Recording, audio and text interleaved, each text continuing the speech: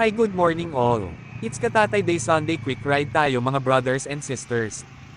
Startin ko na itong guwapong motorsiklo ng guwapo kong kuya, pinahiram lang ito sa akin.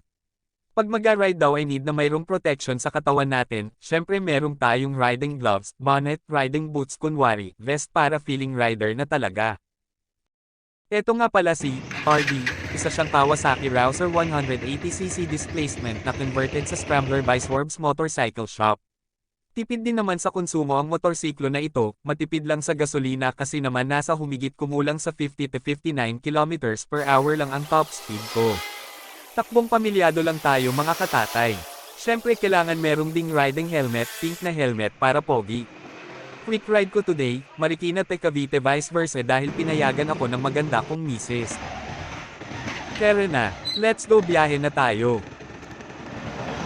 May e-bike medyo hinay-hinay lang ako. Dahil unpredictable ang e-bike hindi natin mamalayan biglang lumiko.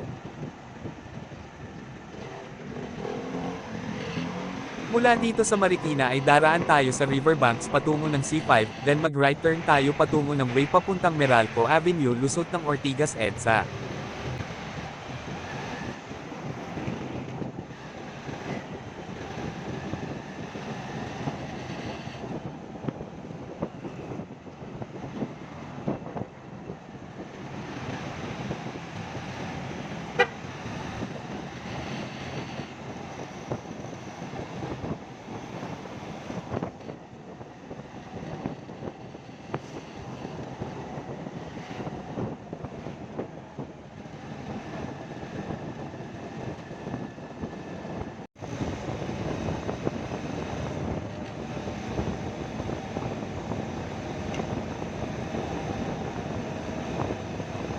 Tuloy-tuloy lang tayo sa Airport Road, SM Sukat, hanggang makarating ng Bacoor, Cavite.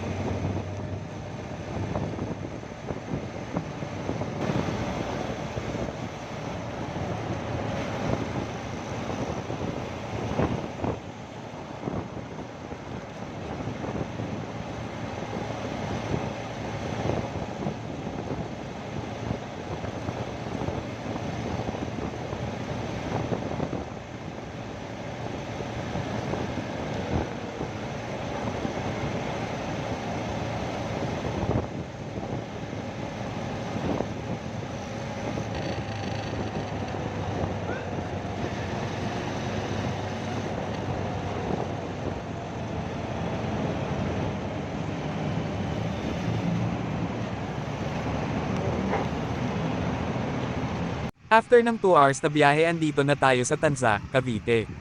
Tambay dito sa favorite spot ko sa ilalim ng puno.